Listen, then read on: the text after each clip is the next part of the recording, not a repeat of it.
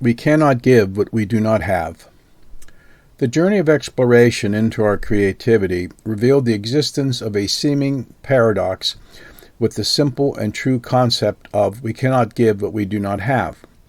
One of the most important things we need to realize whenever we attempt to give something or do something with or for another is that we cannot give what we do not have. A corollary is we give what we have regardless of what our mind thinks we may be giving. We must first become and or have what we desire to give. The basic issue we face is addressed by the following. Suppose I ask you for 100 American dollars. If you have 100 American dollars, you have a choice to give it to me. Whether or not you give it to me is not the issue. The point is, do you have it to give in the moment you are asked? It is not about whether or not you can get $100 and give it to me.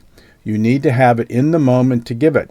However, if you do not have $100 to give, there is nothing you can do to give it to me, no matter how much you want to give it to me. You don't have it to give, you can't give it. The statement, we cannot give what we don't have, is obvious for material things. We cannot give money if we have none, and we cannot give food if we have none. However, we fail to understand this statement applies at every level of our being.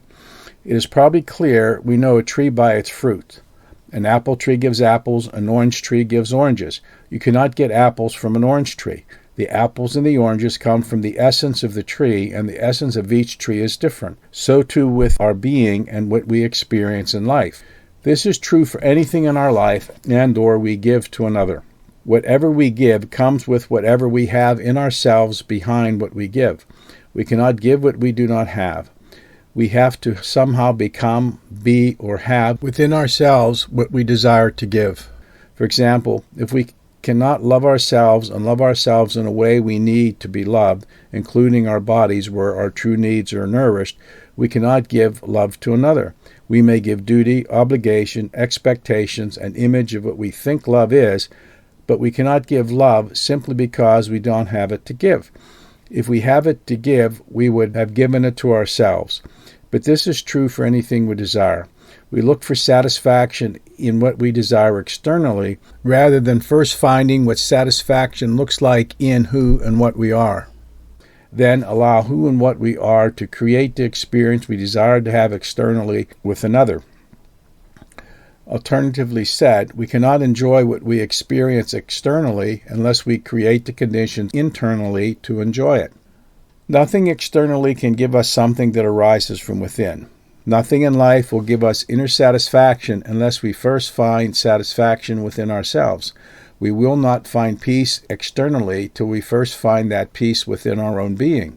It is here we find the seeming paradox. At the deepest levels of our being is a profound and conditional love, a profound compassion, an innocent, creative playfulness as seen in the very young child, and a phenomenal ability to nurture the true needs of another. Whether or not you believe these words, they are nevertheless true. It is suggested you do your own experiments to see the truth that lies at the deepest essence of our being. The issue here is we can only give from the essence and what is in our essence. Here lies the seeming paradox.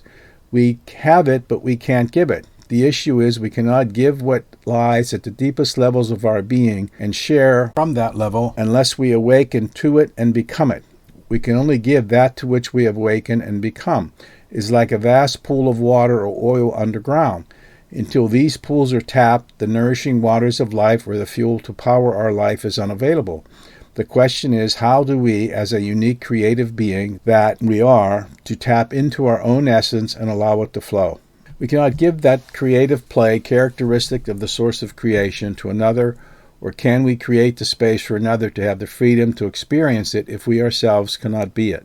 The same is true for any other quality that comes from the deepest levels of our being, which arises from the source of creation itself. Unless we totally surrender mind and its ego to the full alignment with the flow from the source, we cannot give from the deepest essence of our being. This is to align with our life path and the internal guidance we get.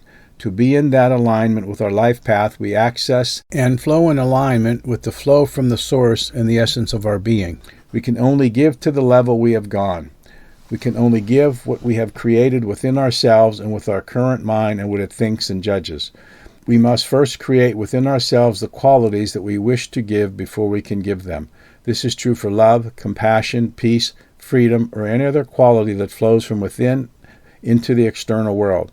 If we cannot create an unconditional love within ourselves for ourselves, and unconditional love ourselves both inside and out as a unique creation that we are, how can we give that kind of love to another? There are two questions would arise to ponder, to explore about what we give. The first question is, what do we have to give? What do we see ourselves possessing within ourselves to give? The second question is, why do we give what we give? On this second question, it is recommended we pull the string as to why we give what we do. To give anything to another, we have to have given it to ourselves, have it, and or become it. Whatever we give what is behind why we give what we do. So the question is, why do we give what we give? What is it we really want when we give anything?